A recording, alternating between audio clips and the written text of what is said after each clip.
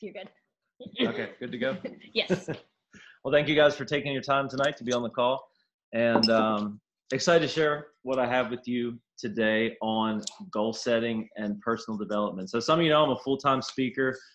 I guess about the past 7 or 8 years I've been in that industry, but I feel like for the better part of 10 years, I've been in sales. And before that, I owned a business. So I feel like my whole career, basically, I've been in sales.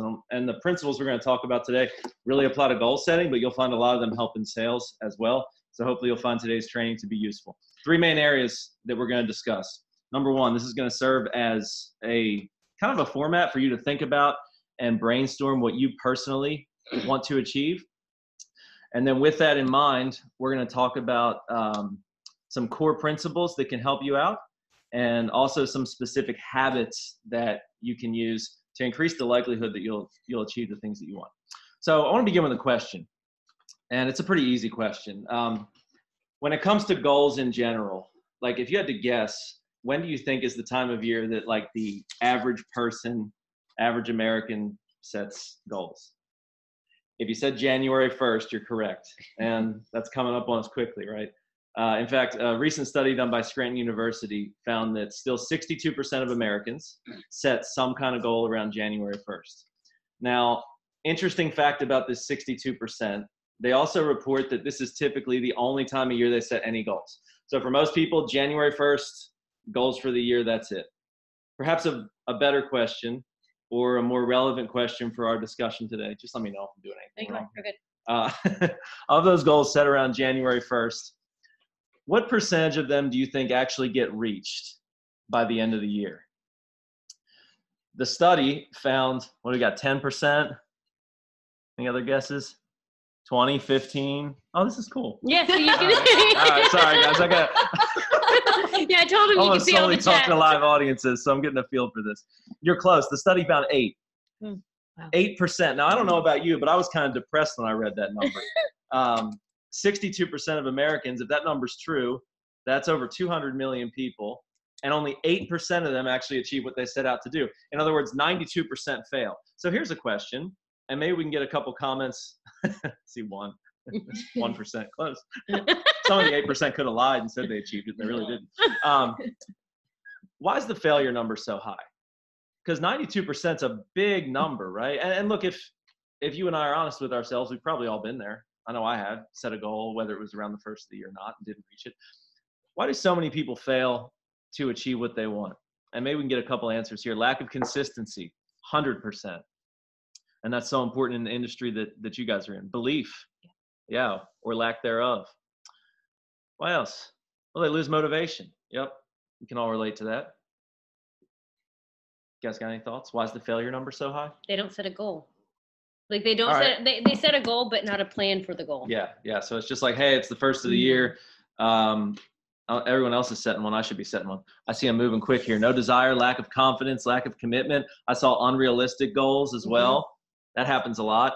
I was doing this workshop in DC not long ago. It was when the Powerball was really high, and I asked a group of people to write down their goals, and like 5 people wrote that their main goal in life was to win the lottery. Oh, That's my not God. a realistic goal, and you have no control over it, right? That's a dream. Pipe dream. They let life get in the way. Goal's only a wish until you make it a plan, 100%. So this is all true, right? But let's just say, for the sake of argument, that I set a goal, and I kind of check all the boxes that you guys mentioned. I'm really committed to it. It's realistic. It's something that I have a plan set up for, and I'm motivated to do it, and I still fail to achieve it. I don't know if it's happened to you. It's happened to me plenty of times. When that's the case, it almost always boils down to one very simple thing. And this is the big reason why people fail. It's a simple quote. It's one of the best I have for you for this training. I don't know why I'm sharing it with you right off the bat, but that's how it goes sometimes. The big reason for failure is this. As humans, we have a tendency to sacrifice what we want most in life for what we want right now. Now that's simple, but that's so often what failure boils down to. We have a tendency to sacrifice what we want most, in other words, like long-term success in a certain area of life, for what we want right now, short-term comfort. So for example, a common goal that people set, especially around the first of the year, is like a health goal. People say like, hey, this year I want to lose weight or I want to get in better shape. That's what they want long term, right? And they stick with it for a day or two. And then Wednesday they go to work and someone brings in this beautiful tray of donuts or a cake or a pizza. Now, what they want most is to lose weight, but what do they want right now in the moment? Just give me the donuts or the pizza or whatever it is, right? And so we sacrifice what we want most, long-term success, for what we want right now. Another example of this, right? Maybe what I want most in your business, maybe I want to be diamond or double or emerald, or I have a goal, but I don't really want to do parties, or I'm not good at social media, or right now I don't feel like doing pop-ups. It sounds like a lot. So it's the same thing, right? Sacrifice what we want most for what we want right now. And we got a couple other reasons here. Lack of discipline. That's very true. And it kind of relates directly to what we just said with that quote. And sometimes it's just a lack of knowledge. That's something we'll talk about as well. So keep that little quote in mind as we go through the training this evening. We tend to sacrifice what we want most for what we want now. And that's a big reason why people fail. Okay, so to set the stage for our training for you personally for this evening, I'd like you to just take a couple minutes here before we start and try to think of at least one goal that you currently have for yourself. Something you'd like to achieve in, say, the relatively near future. I'm not going to put like a timeline on it. It could be within a year or 6 months or maybe even a little longer. But a couple things. Just make sure it's something that is actually meaningful to you and that would have a positive impact on your life if you got it done. And just if you have a pen and paper in front of you, take a moment and jot it down. If you don't, just have it clearly in mind. Could be a goal related to your business. Could be something health related or personal. Could be financial. Again, and if you have more than one, that's fine too, but try to think of at least one. It's meaningful to you and would have a positive impact on your life if you got it done. And this will kind of serve as a filter for a lot of the information we're going to discuss, especially in the first portion of this training. Give you guys a few seconds to write there.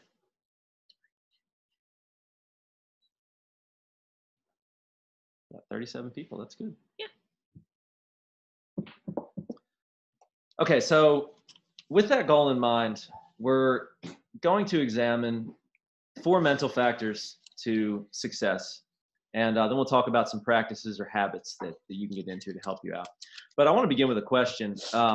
As you think, and it's kind of a rhetorical question, as you think about what you wrote down, your goal that you have, do you have the talent or like the ability necessary to achieve what you wrote?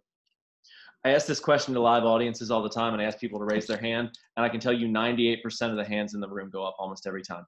It's so rarely an issue of like talent or natural ability that holds people back from achieving what they want. It's mindset. So like I mentioned, we're going to start with these 4 mental factors or mindsets to high achievement. And don't just think of these in general, but think of them with your specific goal in mind as we go through them. 2 of them are simple. We'll talk about them quickly. 2 we'll spend a little more time on. Number 1 is one of the simple ones. Number 1 is confidence. Confidence is number 1. Now we know this. I'm not telling you anything new here. However, if I set out to achieve something new, especially if it's outside of my comfort zone a little bit, I have to have confidence in 3 things. Number 1, that I actually can do it, which most people at the core, someplace believe that, right? They wouldn't have set the goal. Like you can do it, you have the ability to do it. Number 2, that you should do it. Is it worth doing? Because all achievement requires some sacrifice, right? Is it worth the sacrifice necessary? And number 3, that you actually deserve to have that thing or achieve that thing. If I don't have confidence in those 3 things, can, should, deserve it, there's a good chance I either won't get started at all, or I'll start, and as soon as things get tough, and they always get tough, right, at some point, what will I probably do? Just quit, give up, won't be able to push through. So that's simple but important. I've got to have confidence before I start. Number 2 is be humble. So number 1 is confidence. Number 2 is humility. People say, well, don't those 2 things contradict each other? Well, they actually play off each other and they help each other out. And you think about it, high achievement in virtually any area of life, especially at the beginning of the process, really takes a mixture of those 2 things, right?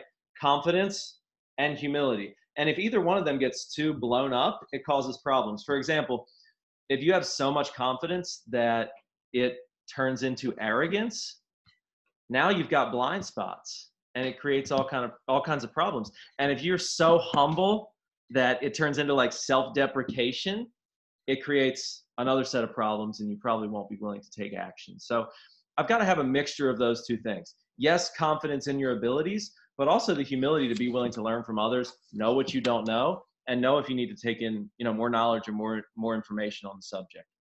So what's a practical way that I can apply this second mental factor? Well, Tom Hopkins, in his book, How to Master the Art of Selling Anything, classic book, I think anyone in sales should read that. He said very simply, success leaves clues. In other words, learn from others. Learn from people who are better than you. So as you think about what you wrote down at the beginning, rhetorical question, is there someone that you know who's already done it?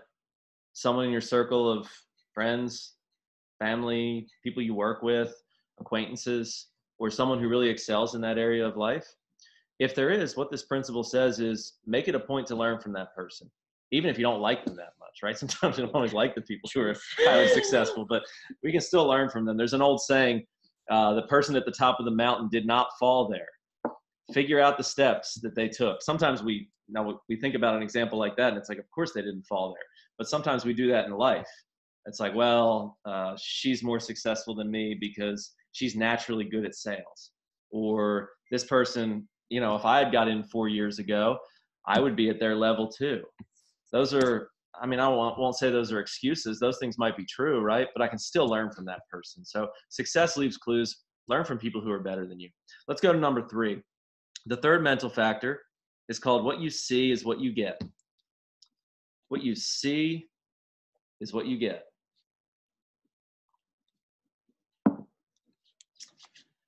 This deals with basically the idea of visualization.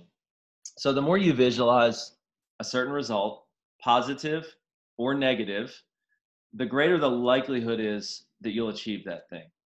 Now, I just want to be clear, this is not the law of attraction that I'm talking about here.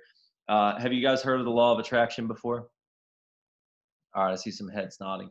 So there's different versions of the law of attraction, right? There's a version out there that says, look, like attracts like. If you put positive things out, you'll attract positive people to you, and that'll impact your life. That's very true. But there's another version of the law of attraction, and some of you have heard this before, and people always kind of roll their eyes when I tell them this, but there's a lot of authors and speakers that teach this, that there's this invisible force out there. They call it the universe, and literally anything in the world that you want, you can have it. You just have to engage the power of the universe. And you do this through visualization, right? They say, like, if you want to be rich, you picture it, you see yourself already being wealthy, and you say, like, I'm rich, I'm rich, I'm rich. I live in a mansion, I drive a Ferrari, and you picture it over and over and over again. You do affirmations and you manifest it. And see, eventually the universe sends those things to you. You attract it to yourself. Is that true? I wish. Me too. I've looked at lots of people working out and never got their bodies. So it's kind of interesting, right? It is and it isn't. It's not, the law of attraction is not a law. It's a principle. If the law of attraction was true, we'd all be rock stars and millionaires, because you could just sit in your house and visualize stuff and the universe would send it to you. Put simply, what this principle really means is what you focus on, what you visualize, has a direct impact on what you do. And what we do, our actions, basically make our results. So just to illustrate this, picture yourself in a situation. Let's say you're about to walk into a job interview. Most of us have probably been there. Or maybe you have to give like some kind of presentation in front of a group of people. And so naturally, before something like that, we're kind of nervous, right? Beforehand, you have to prepare, think about what you're going to say, what kind of questions might come up. All that's important. But there's also this moment, like before you walk in, or sometimes it's the night before, when you're kind of thinking about how it's going to go. And you've basically got two options. You can think about all the positive results that could come from it, or everything that could go wrong. Now, naturally, for most of us, if we don't check ourselves, where's our brain go? The good or the bad? Bad. The bad. I see a lot of you saying the bad. These two ladies next to me said the bad. I'm with you. And I'm always amazed at how creative we are when we're thinking about every disaster that could happen. It's like, oh, what if this whole job interview is just a formality and they've already made their decision and I'm going hard on this thing? What if, what if they ask me a question and I don't know the answer to it? What if I talk too much? Dude, what if I don't talk enough? What if I'm the youngest person in the room? No one's going to listen to me if I'm the youngest person in the room. Holy crap, what if I'm the oldest person in the room? That'd be even worse. And I'm not saying that's what you think about, right? But if that's kind of where you let your brain go before you walk into the interview, the presentation, whatever it is, right? How do you feel when you walk in? I mean, I kick it to you guys. How do you feel when you walk in? If you visualize. You've already lost. You've already lost. Nervous. Stressed out. Sweaty. Tense, sweaty, afraid. Could that affect how you come across to the people that you're talking to? Hey, you're not yourself. Could that affect the results? Oh, overwhelmed, defeated? Yeah, 100%. And that can affect the results, right? Take the flip side of the equation. What if my thought process before I walk in is, you know what? I don't know how today's going to go. I really don't. But I'm excited to find out. I'm excited to meet these people. I'm excited to share what I have. I'm just excited. A lot of good things could come from it. Now, how do you feel when you walk in? Upbeat and positive. Mm-hmm. Upbeat and positive. Optimistic. See, going like this. Optimistic. Maybe a little more confident, right? Mm-hmm. You and I are completely different people when we're the same person, but we're different versions of ourselves, right? When we are confident, excited, enthusiastic, than when we are tense, nervous, and afraid. And each one impacts, like it literally impacts what we do, and what we do makes our results or what we get. So that's how this principle works.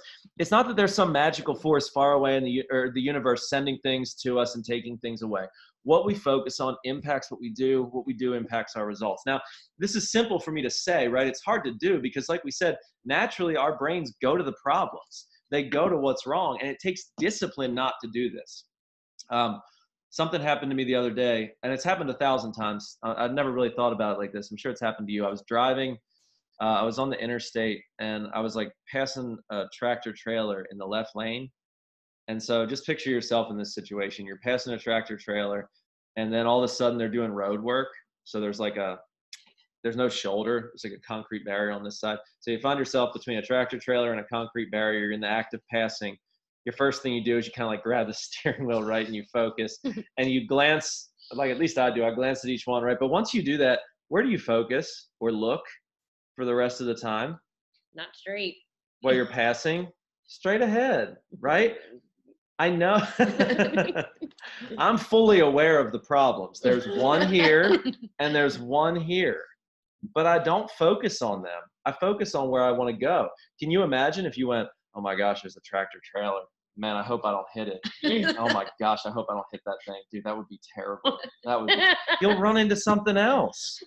So why is that so simple and basic when we're doing something like driving, but so hard to do when it comes to our goals we want to achieve?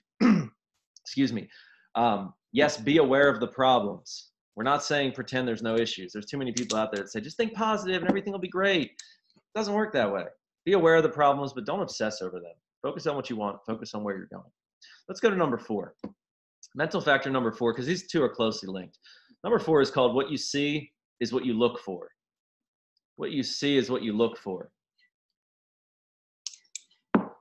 So what you see is what you look for. If mental factor number 3 is even a little bit true, that what we see is what we get, we have to train our minds to look for or focus on the right things. And just to illustrate this in a physical sense, let's say tonight after this is over, you're on your phone and you're like, you know what? And I think I want a Mercedes. I'm not sure, but you know what? I'm just going to look at them. And you get on like your local dealership's website and you look at all the different models, and then you pick one that you like, and then you read reviews on that model. And then you go, wow, they're expensive. Let me look at used ones. And you look at all the used ones for sale locally. And then you drive the next morning from your house to work or from your apartment to the store. what do you see everywhere? Mercedes. That car, right? Everywhere. You're like, man, look at that one. Dude, that's cool. Look at the wheels on that one, man. They're everywhere. Were they always there? Yeah. Some of you saying yes, some of you saying no, right? They were and they weren't. They were always there physically, but you never saw them. Why not? Because you weren't looking for them. So the reason why this happens in our brains is because of something called a reticular activating system, or RAS for short. Some of you have heard of this before. Basically what the RAS is a giant filter for our brain. So anytime our eyes are open, our brains are confronted with so much information that, like, especially when we're doing something like driving, right, or just out in the world, your brain basically chooses what you see and what you don't see, what you focus on and what passes on by. And the reticular activating system, or RAS, is what's responsible for that. So how does this apply to goal setting, achievement, what we're talking about, right? Because we don't really care about the number of Mercedes on the road. It's just an example. Think about it this way. How many of you know someone who a certain area of their life has not worked out well for them? It's not where they want to be. And it's not that they're a bad person, but just one area has not worked out well for them. And instead of taking ownership of it and trying to figure out what they can do differently to improve, they look for excuses or reasons to blame other people. Now, that's what they look for. That's what they focus on. What do they seem to find everywhere? Excuses and other people to blame, right? By the way, real, legitimate, existing excuses, they're not made up. It's what they focus on. It's what they see. Take the flip side of the equation. How many of you know someone who's like super opportunity focused? They're always looking for opportunities. What do they seem to find? Opportunities. Oh, I didn't know you wanted to say that out loud. No, I didn't know if I did. was being distracting, being like the peanut gallery. They find opportunities, right? And they keep on growing. These are the kind of people that, if we talk about like career area of life, they'll start out in one industry and they'll go to the top. And then maybe they'll go, you know what? Oh, I got this crazy job offer over here. Or I'm going to start a business. And they start down here. Where do they end up? Right back at the top. Got dogs barking in the background. It's just peanut gallery as well. I used to hate people like that, by the way. I mean, I couldn't stand them. I always look at them and say, how did they get so lucky? Everything they do just ends up perfect. Everything they touch turns to gold. How did they get so lucky? I've learned since then they're not really lucky. Sure, they might have got a good break somewhere along the line, but they've trained themselves to look for and focus on the right things. It's a mindset. So I'm going to go out on a little bit of a limb here and say that most of you on this call, or we don't call this a call. What do we call Zoom. this? On this Zoom, are not excuse-oriented type people. Sure, we all have stuff we struggle with, right? But you're here. You probably wouldn't have come on here if, I mean, it's 8 o'clock at night for most of us. There's a million excuses not to be on this call. However, you can not be looking for excuses, and this principle can kind of still impact us in a little bit of a different way. And to illustrate that, we're going to do a quick exercise.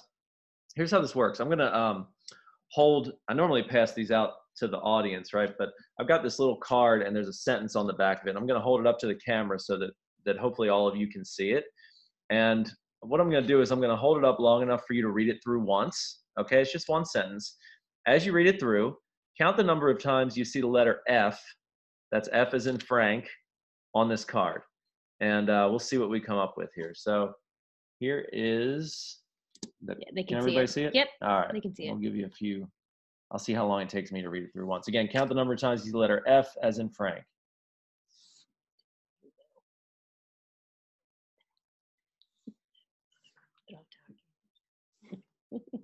All right. I think I gave you a little extra time on that, but that's okay.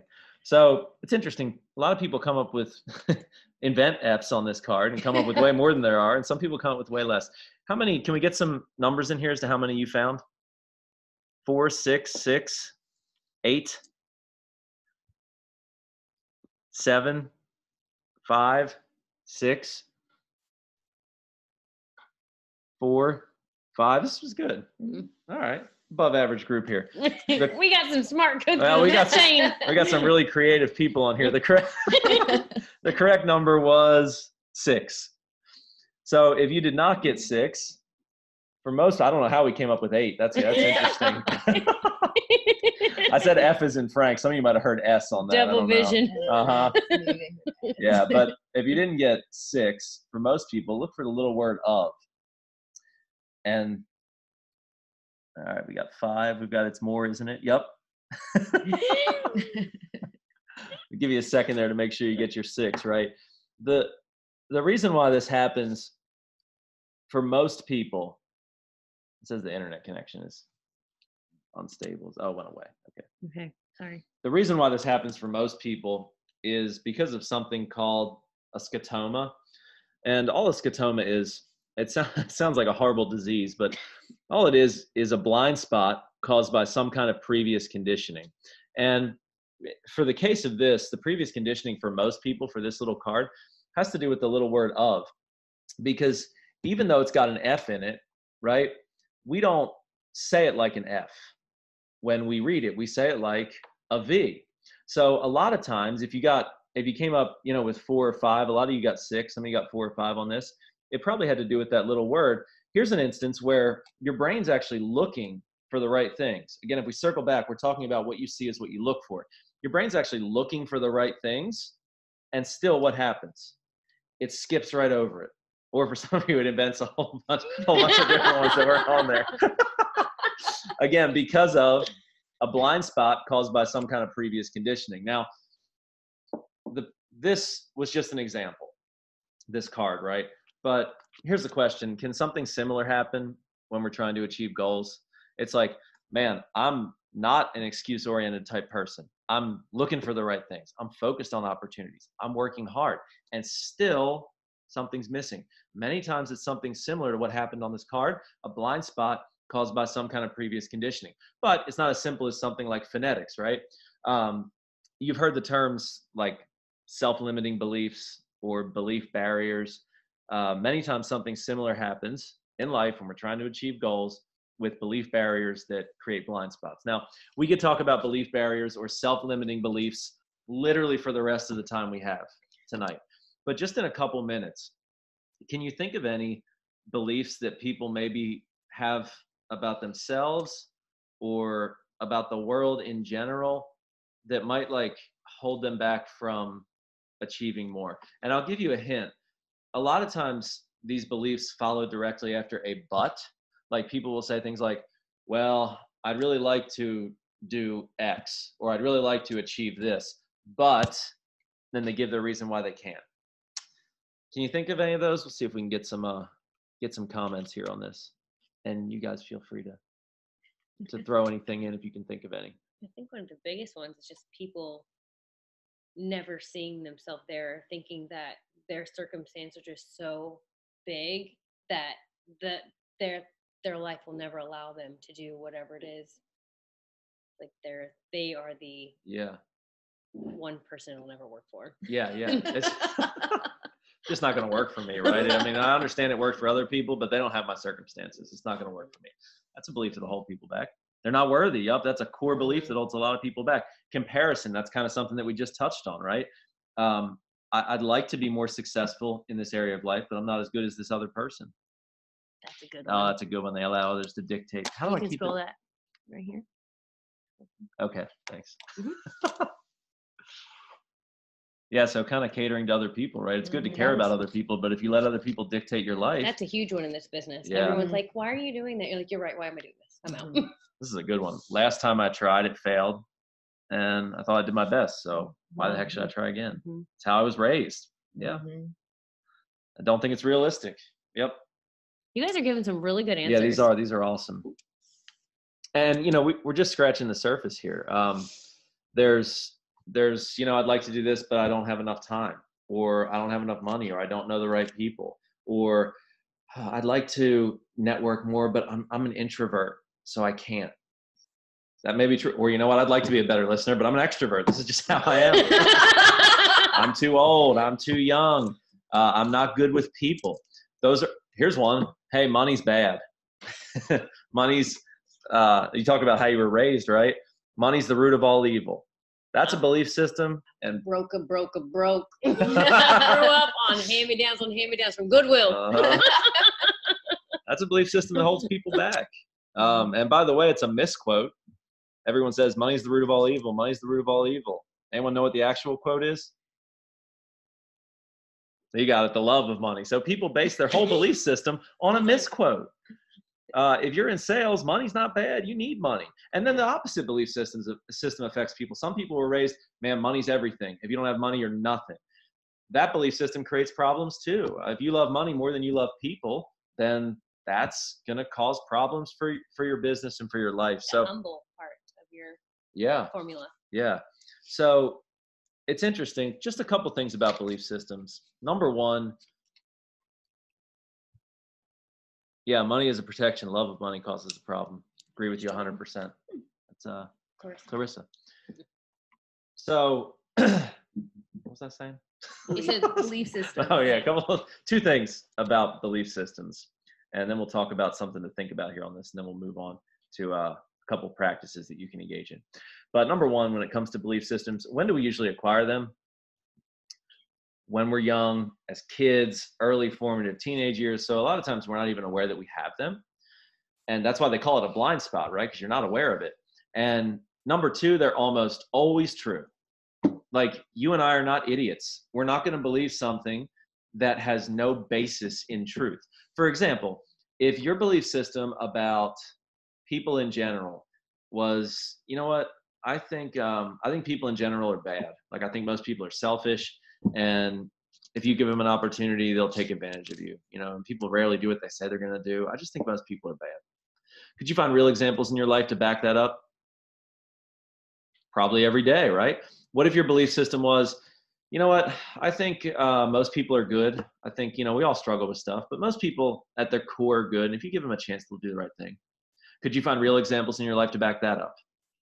Every day. Which one's true? Both. They're both true. The question is not, is my belief system true or not? They always are, just about. The question is it leading me closer to my goals, or is it creating blind spots? Is it creating opportunity, or is it holding me back? People get so caught up in well, it's true. It probably is. That's not the question. The question is it helping me? Is it hurting me? Is it creating opportunity, or is it holding me back? So as you think about what you wrote down at the beginning, especially if it's something that, maybe you've tried to achieve multiple times, or it's an area of life that you've struggled with for a while, there's a good chance there could be like a core belief system that might be holding you back. Encourage you to give some thought to that when you have a little bit of time after this session's over.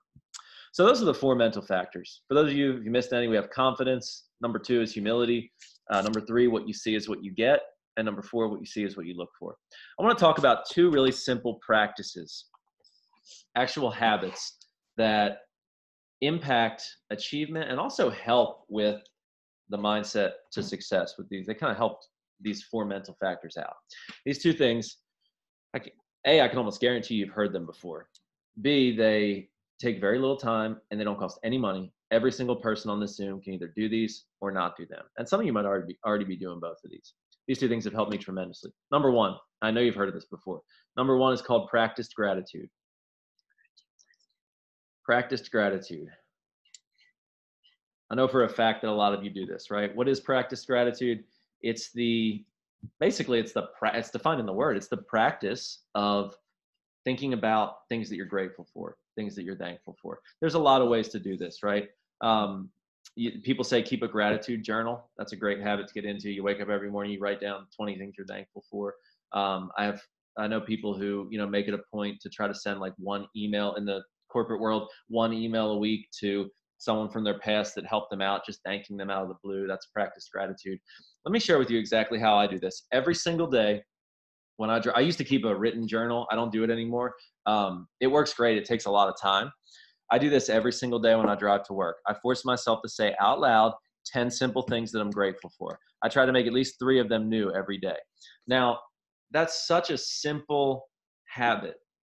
And it literally takes, I don't know, a minute, maybe 2 minutes. What's it do for your brain? Whether you write it down or say it out loud. And because I know some of you do this, so I'm going to actually let you respond to that. What does it do for your brain or your mindset?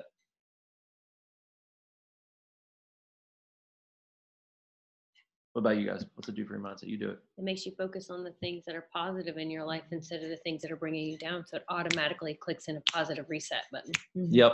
And it makes you look for more positive things. It does. And what you see is what you look for. Like we just talked about, it circles back. Puts it before me so that I won't forget. Yep. Unfortunately, we forget all the simple things we had to be thankful for. Reinforces positivity. You're thinking about it all day. That's true. A lot of times it stays with you. It can impact your entire day. I agree with that 100%. Helps you find other things to be thankful for. Rewires your brain. That's a good word. Positive mindset changes brain to positive. Joyful heart's good medicine. Yes.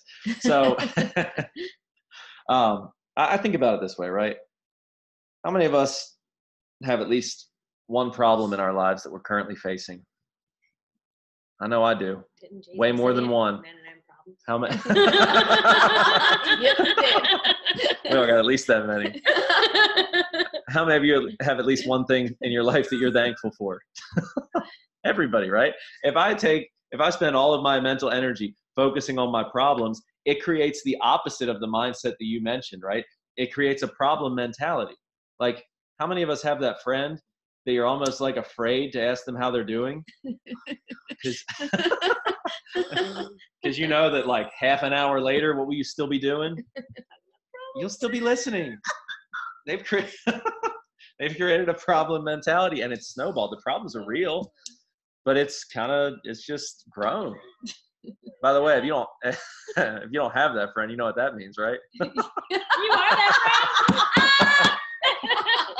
Oh no! I'm kidding. It just means all your friends are really positive. You are that friend. So look, if you're naturally a super positive person, it's still a good habit, right? But you might not need to do it as much. I'm not naturally a super positive person. Ask my wife, she's sitting right there. I'm naturally really cynical, right? So if you're anything like me, practice gratitude becomes even more important. And I'll just give you a quick example of how this works. I had a particularly terrible week at work about a year ago. And I had a full day workshop at Johns Hopkins in Baltimore of speaking for doctors for 7 hours. That was fun in itself. So then I have to be in Palm Springs the following morning at 8 a.m. So I get direct flight BWI to LAX, cross country flight, and there's weather, so like it gets delayed. Actually, the flight I'm on gets canceled, and then the next one gets delayed. And I land in Palm Springs at like 5 in the morning. I have to speak at 8. So I drive I land in LAX, right? I drive to Palm Springs, which is about 2.5 hours. I get there, I don't know, 7 o'clock, something like that. I get changed. I give my speech at 8:30 on no sleep. And then I have to be back in Baltimore the following day. So I drive back 2 hours to the airport, LAX, and the same problem happens going back. So my flight gets delayed a couple times, and I land at BWI at like 6 a.m., and I have to be back at Johns Hopkins at 8. So it's now been 3 days since I've slept, and I have to go talk to a group of doctors for 7 hours on communication skills and act interested. So I'm sitting in my car. I'll never forget this. I'm sitting in my car on 295, driving from the airport to Johns Hopkins. Traffic's miserable. It's like gray and sort of raining, and like it's just like everything's terrible in the world. And I'm sitting there and I go, first of all, am I a happy person in this moment? No, not at all. I mean, I haven't slept in 3 days. I got to go talk to doctors. So I'm sitting there in traffic and I go, oh, I haven't done my gratitudes yet. Do I want to do them? No, I want to stay miserable. I mean, that's just how I feel, right? So I'm sitting there and I go, oh, well, what do I have to be thankful for? Nothing. My first thought's nothing. And I'm like, well, if I had to pick something, what would it be? I got to think of 10 things. Let me see. Well, I mean, at least I made it and I have to cancel. That's good. What else? Oh, you know what? 5 years ago, this is exactly what I said. 5 years ago, I would have killed to have had this problem. I couldn't get the local Rotary Club to let me speak for free at their breakfast meeting. Now I'm trying to get back from LAX to Baltimore for a speech. So I'm thankful for that. What else? My car started. That's a positive. What else? I read a study. This is sad but true. Every night worldwide, 80,000 people die in their sleep. They don't wake up the next morning. I wasn't one of them last night. That's positive. Oh Here I am. See, that's the advantage of not sleeping. If you don't sleep, you can't die in your sleep. It's just the odds are the odds. Anyway, here's the point. By about number 7 or 8, what starts to happen? Shift in mindset.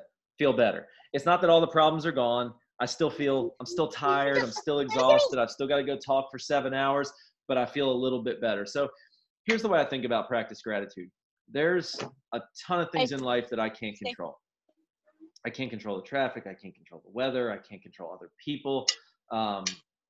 Nature in my business, I can't even control how much sleep I get a lot of times, right? What I can control is when I show up for work, or when I show up for whatever it is I'm doing that day, I want to show up in the best possible mindset that I can with what I have to work with that day, even if it's not a lot, and sometimes it's not. But practice gratitude helps me to do that. So here's what I'll say. If you've never done this, which probably isn't the case for most of you, right? But if you've never done this, give it a try. Try it tomorrow. Try it tonight before you go to bed. If you used to do it and you got out of the habit of it, get back into the habit of it. And if you think it's stupid and you don't like it, you never have to do it again. But if you like it, get in the habit of doing it. I see a couple comments here. I'd be mad at the world. I would scream. Yeah, that about sums it up. Practice gratitude will help you be less mad, though, I guess. Okay, so that's the first habit.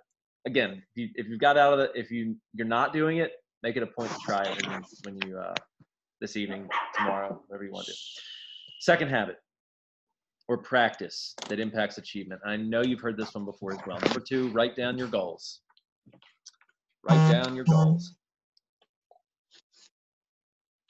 So we've been told this before. If you're like me, you've been told this since, I don't know, grade school. I don't think I ever wrote down a single goal, even though I knew I was supposed to, until probably about 8 years ago. I read a study that was done. It was published in Forbes magazine, and it changed my mind. I'll just share the brief version of it with you.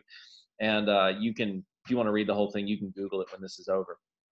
But this study was originally published in the book entitled What They Don't Teach You at Harvard Business School. And here's how the study went. They took the graduating class of Harvard MBAs in 1979. So some of the brightest minds in the world, so they say, roughly 900 to 1,000 people a year. 1979, graduating class of Harvard MBAs. They asked them a very simple question upon graduation. The question was, do you have your goals for life written down? Actually, this is interesting. Any guesses as to what percentage of them did? This number kind of surprised me. What do you think?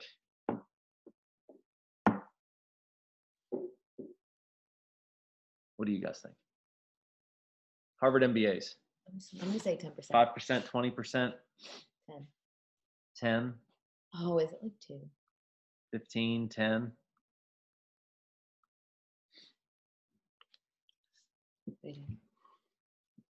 You're close, 3. Study found 3%. Man, that number shocked me. That's crazy. I was like, these people are legit like the future CEOs of the world. You would think, I thought 90% of them would have their goals written down, but 3% said, yes, I do. 10 years later, 89, they take the same group and they ask them another very simple question. The question is, how much money did you make this year? That's it. Let's do another guessing game. Percentage-wise, how much more do you think the 3% who had their goals written down were making than the other 97? 10 years later in 89. What do you think? I'm going to go with 97 more percent. 97%. Nope. Good guess, but no. 30% more. Nope.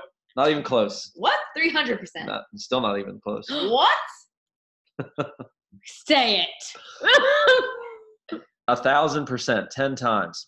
Now, that's crazy because that means, right, in 89, if the average, these are Harvard MBA grads, right? If the average person made $100,000 that year, the 3% made, who's good at math? $1 million that year, right?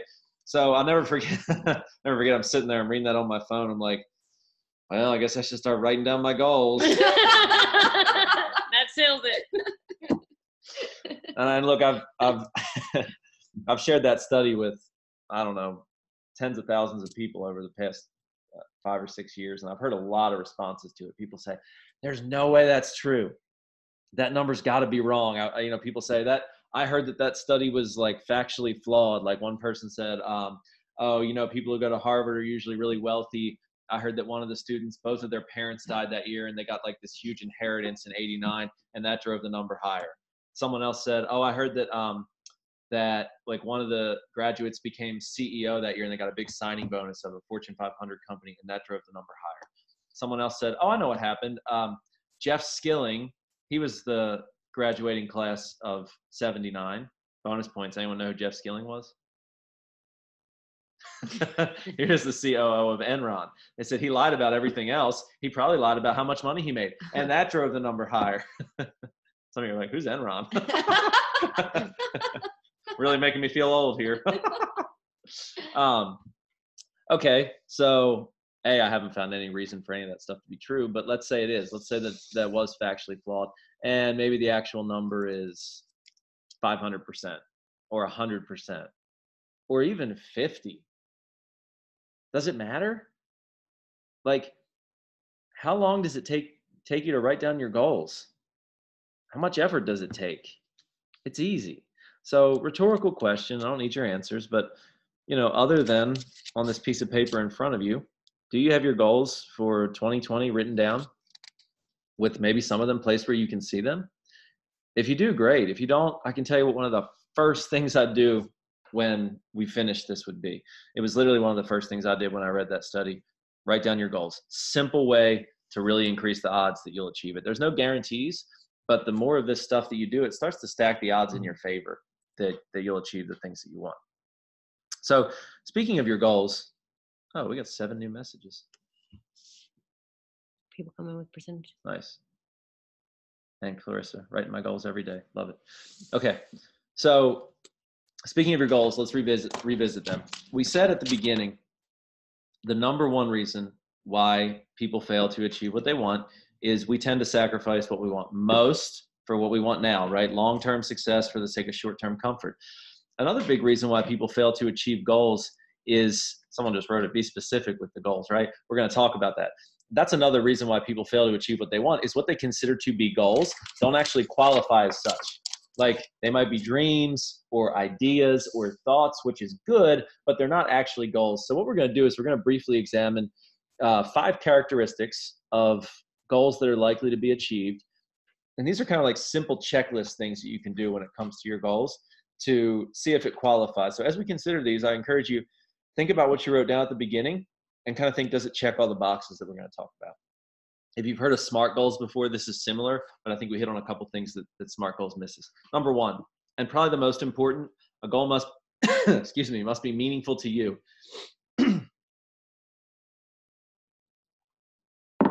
Meaningful to you is number 1. Look, if a goal is not meaningful, what's the point? And you also probably won't be willing to make the sacrifices necessary to achieve it. All achievement requires some sacrifice. And if it's not meaningful, there's a good chance that it won't happen. So to illustrate this, I always tell people, and we do this with live audiences, I say, look, if I were to somehow take like a 2x10 board right now, if you pretend we're all in the same room, right? And I had this 2x10 board, like 2 inches thick, 10 inches wide, like kind of like a rafter. And let's say it's 30 feet long. And I set it on the floor so that the 10-inch side is flat. So the wide piece part of the board is flat down on the floor. And I stood at one end of it and I said, guys, everyone who comes and walks across this board, I'll give you, and again, it's 10 inches wide, I'll give you $100 when you get to the other side. And if you step off, that's fine too. Like, just step back on and continue and walk across. Would you do it? Yeah, I see some heads nodding. I would. It's an easy $100. Doesn't really risk anything. What if I took the same board and I put it between 2 50-story buildings and I stood on the other side and I said, hey, I've got $100, cash money. Cash money. All right, some of you thinking about it. They after that dollar. That's good. Probably not, right? Gas money. I don't know, that's 2 tanks, I guess. What if, same exact situation, but you're on the top of one building, and let's say the other building's on fire, and one of your kids is on the other building, or you don't have kids, your spouse or your best friend or one of your parents, and literally the only way that you can help them is to walk across the board, grab them, and bring them back. Would you do it? Would I have to give you $100? No, I mean, you take the $100, but I wouldn't have to give it to you, right? What changed in that illustration? The meaning changed, right? The mechanics were exactly the same. It's still a 2x10 board. It's still two 50-story buildings. But when the meaning changes, you're willing to do something. Yeah, like this Jordan just said, that leaves no option when that's the case. That's a strong why. So it's the same way when it comes to goals, right? If the meaning behind it is strong enough, you'll find a way to get it done. And vice versa. If it's not meaningful, don't even bother, because it's not worth the wasted effort to try to do anything for it. So, you know, that you can kind of look at this two ways. I can think, okay, first of all, is a goal meaningful at all? If it's not, it might not be worth my time. But if it's meaningful, but I'm still not motivated, can I make it a little bit more meaningful by like assigning more meaning to it? For example, can I think about not just the goal? Let's say, for example, for your business, diamond, triple, emerald, whatever you want to be, right? That goal is fine, and that might be meaningful to you. But can I ask myself questions like, what would it mean for my kids if I achieved that? What would it mean for my husband? Or what would it mean for me personally? Could I quit my job? That starts to get meaningful. What kind of places could I travel to? What kind of schedule would I have? When you start to assign more meaning to something like that, you not only increase your motivation, but you increase the likelihood that you'll get it done and that you'll be willing to put the work in. So that's the first step. It's got to be meaningful to you. Let's go to number two. Number two, it must be the right size. Now, SMART goals says it must be attainable or achievable, right? And that's true, but technically what you're doing now is attainable. So that's not really a great definition. How do I know if a goal is the right size? I always think of two things. Number one, it should make you excited. And number two, it should make you nervous. If I look at a goal and it's a mixture of excitement and nerves at the same time, it's probably the right size. If you look at it and it's like sheer terror, it's probably too big for the moment. Now, it doesn't mean it's too big, period, but you might need some little interim goals to kind of get there. But that's how I know if it's the right size. It should be a mixture of excitement and nerves. And of course, if that's the case, it will be attainable or achievable. Let's go to number three. Characteristic number three of a goal: it must be specific and dated. Specific and dated. This is one that a lot of people fall short on.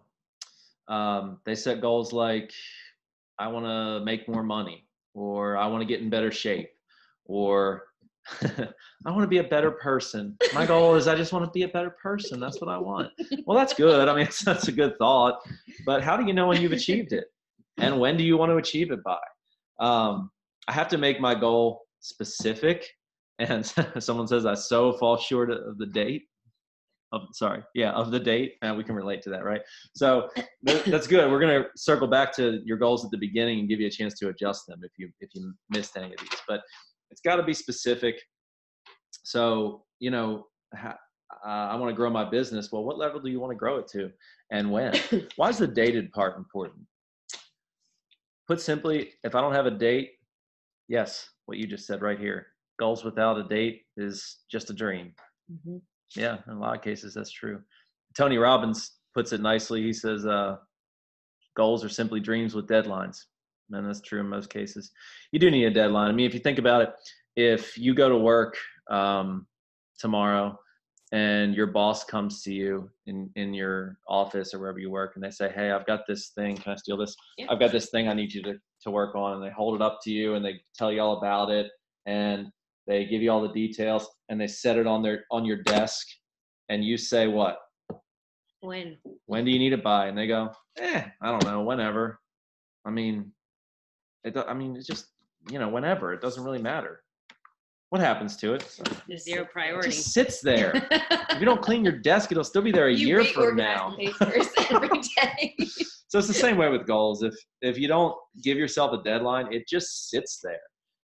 And we've got a couple comments here. It motivates you. It adds urgency. That's very true. So it's got to be specific and have a date. Number 4, characteristic of a goal: it must be written down. We talked about that in detail already. And number 5, it must be reviewed. So I've got to check in regularly and see how I'm doing. Now, people always ask, well, how often should I review my goals? Well, that simply depends on the goal. Some, it's a good idea to review daily, maybe weekly. Depends on the nature of the goal. Number 4, just saw a question there on that. The 4th characteristic was it must be written down.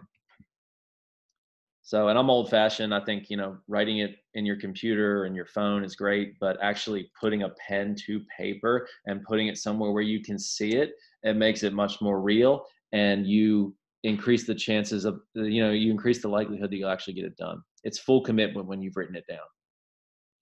And then, of course, the 5th one, like we said, I've got to check in regularly and review, see how I'm doing. So as you think about those 5 characteristics, and especially the first 3, the last 2 are kind of up to you when this is over, like writing it down and reviewing it. But as you think about those first 3 and what you wrote down at the beginning, does it check all of those boxes? Was your goal, A, was it really meaningful? Or could you make it a little bit more meaningful? B, was it the right size? Does it make you excited? First of all, is it attainable? Probably is, right? Does it make you excited and nervous at the same time? And then the last one, is it specific, and did you put a date on it or a deadline?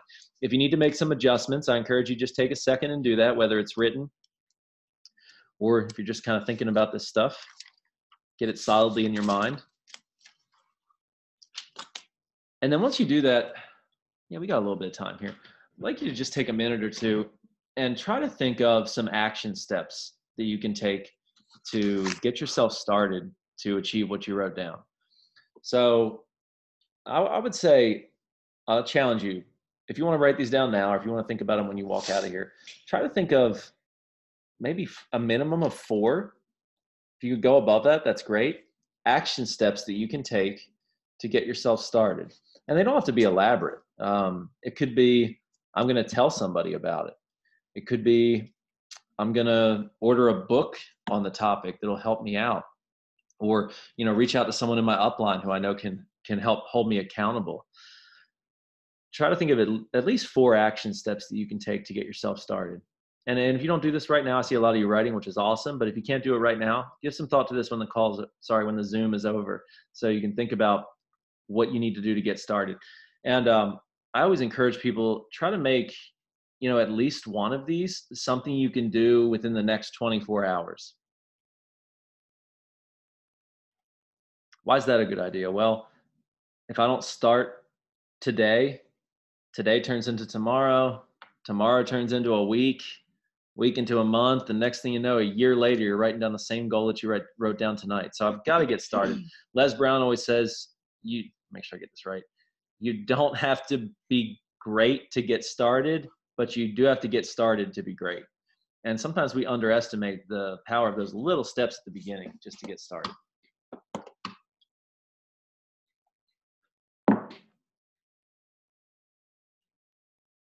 Okay, so I hope that you have at least one goal written down that's meaningful to you, that's the right size, that's specific, has a deadline, and hopefully that you're actually excited about, and a couple action steps to get you started. If you walk out of this training with that, then this was a success. As we conclude, we're going to talk about 2 characteristics of high achievers. And then I think we'll wrap it up with those 2 things. So we've talked about mental factors, right? We talked about practices, characteristics of a goal. Let's talk about 2 characteristics of high achievers. Number 1 is called brilliant with basics. Brilliant with basics.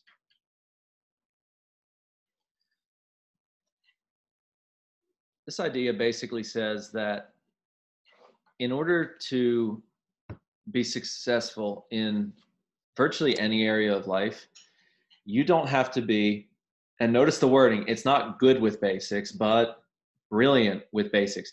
How many things do you have to be brilliant at to be successful? A doctor. What's that? A doctor. None of us are doctors.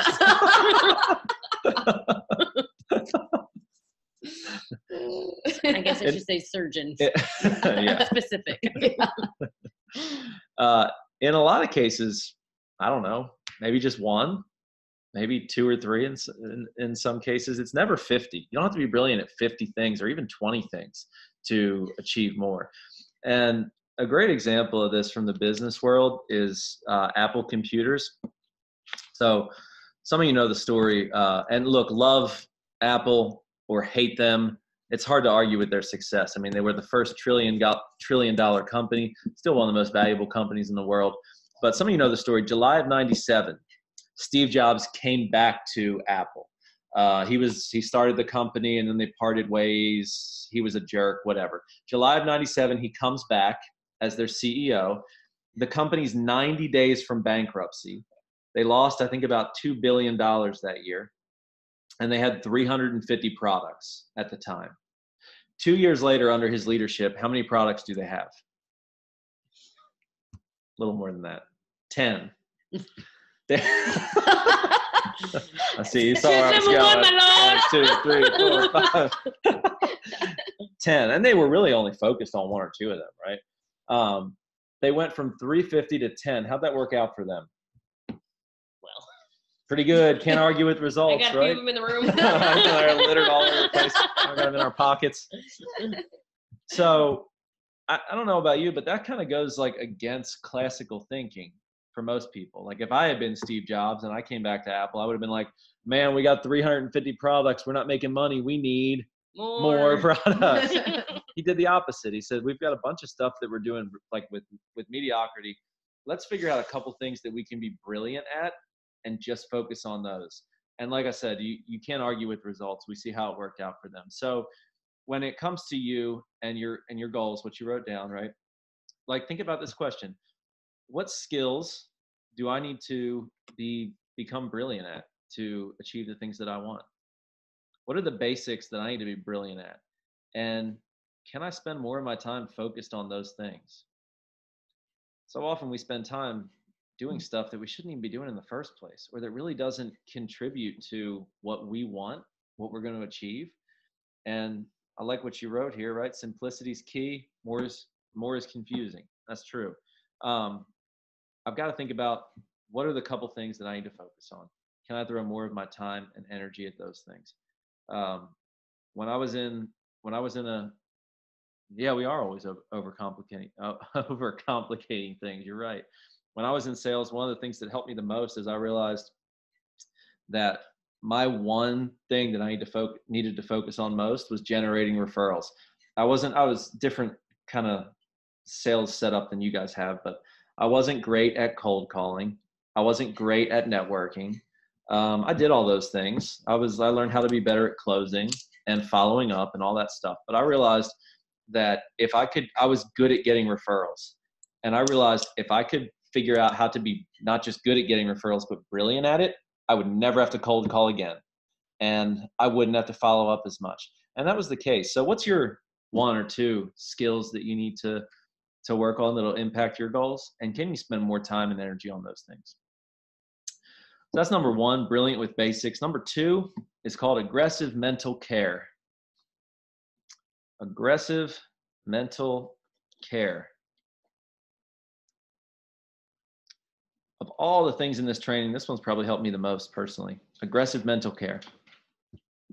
So this principle basically says that everything that enters your brain, like everything from what you watch on TV to the articles you read on Facebook to the people that you hang out with, who you spend the most time with, all of your input affects your output, what you achieve.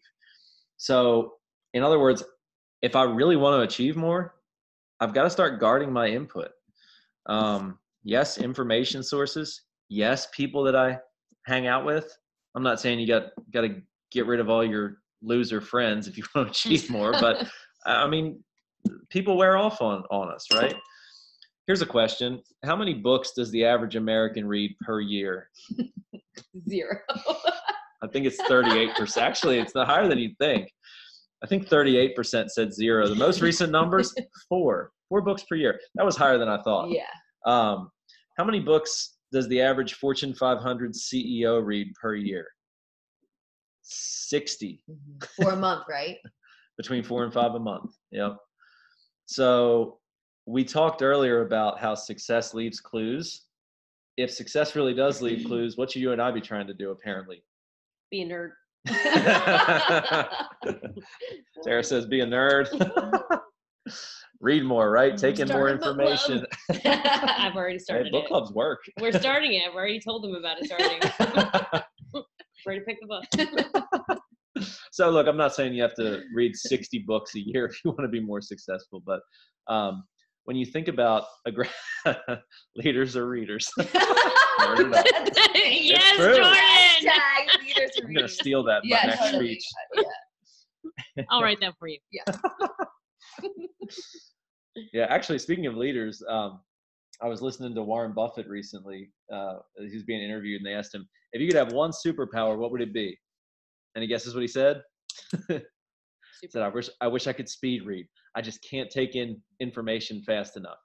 Now, I was sitting there. That answer kind of struck me. I'm like, man, here's a guy who's, 90 years old, worth $90 billion. That's pretty good, $1 billion per year. And that's the answer he gives? Not, I wish I could live forever. I wish I could fly. I wish I could speed read. I can't learn fast enough. I thought, man, you don't need to learn anything. You need to go lay on a beach somewhere. But that answer's got to be worth something, right? I was listening to Mark Cuban recently, if any of you watch Shark Tank. He was given like a college commencement speech.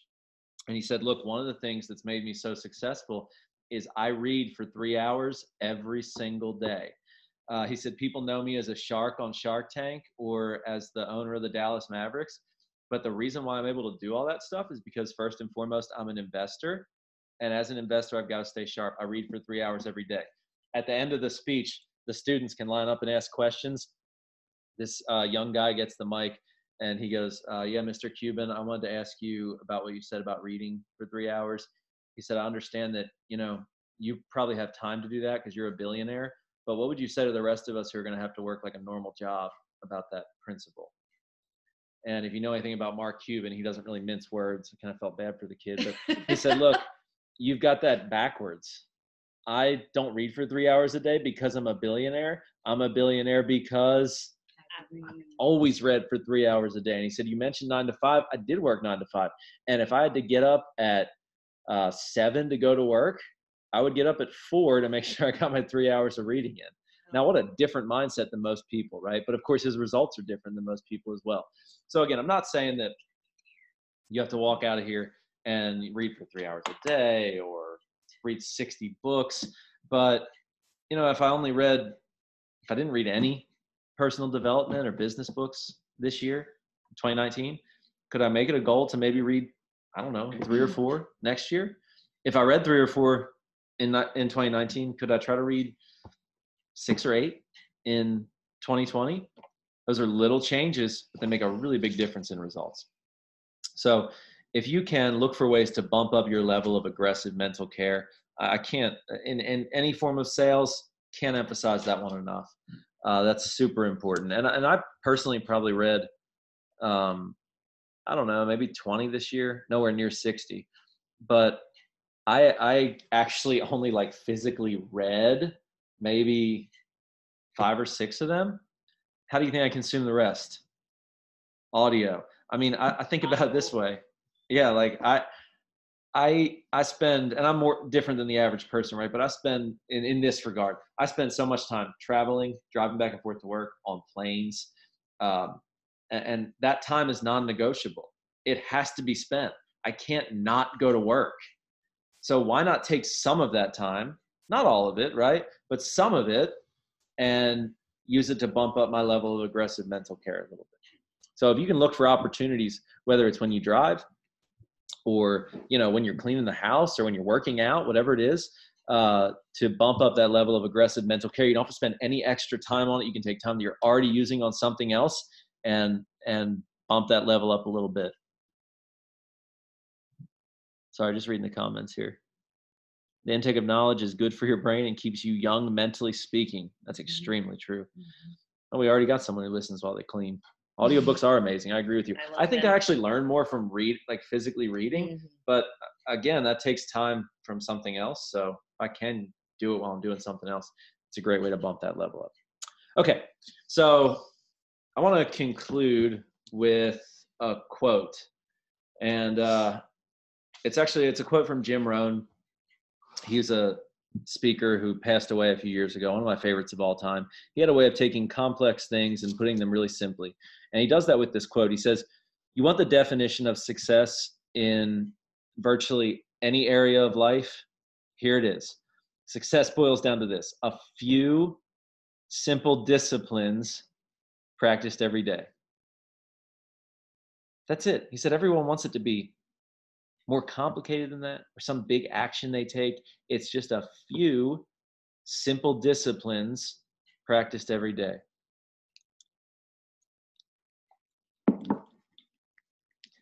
He continued, D-I-S-C. He continued, you want the definition of failure in virtually any area of life?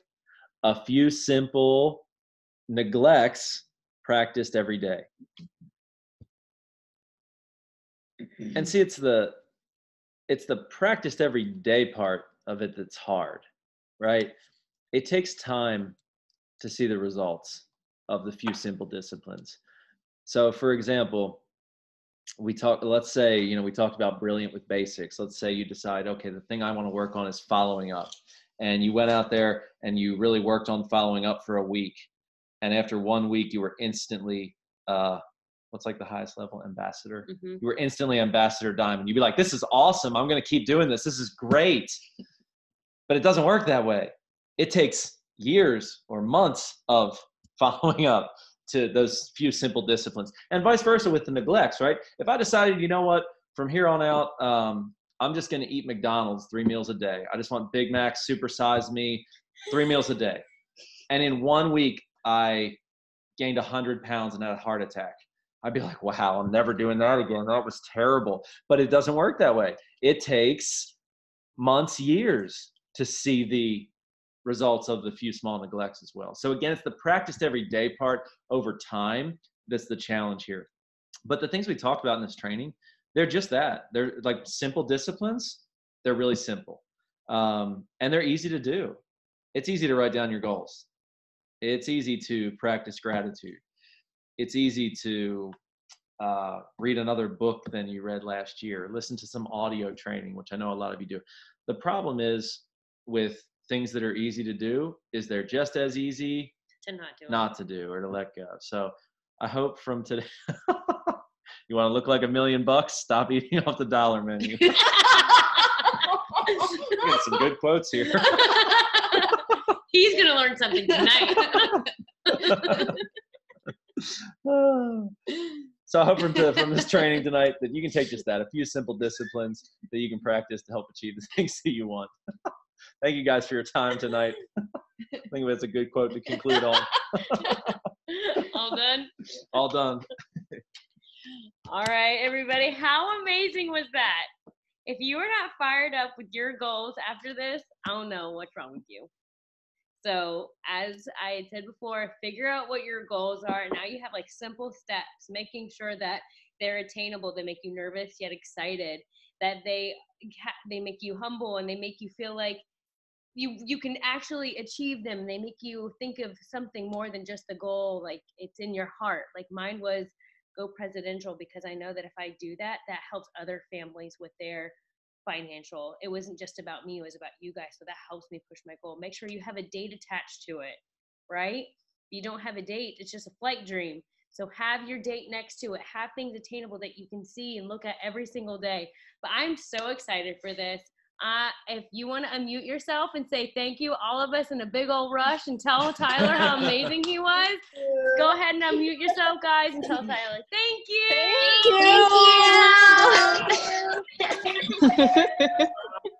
Thank you. Thanks. Guys, thanks for taking your time out this Sunday to do this. I know it was a little bit longer than usual. Thank you. Right? All right, everyone, let's make some dreams turn to reality. Goals come to fruition in 2020. We got this. Love you guys. See ya. Bye. See ya.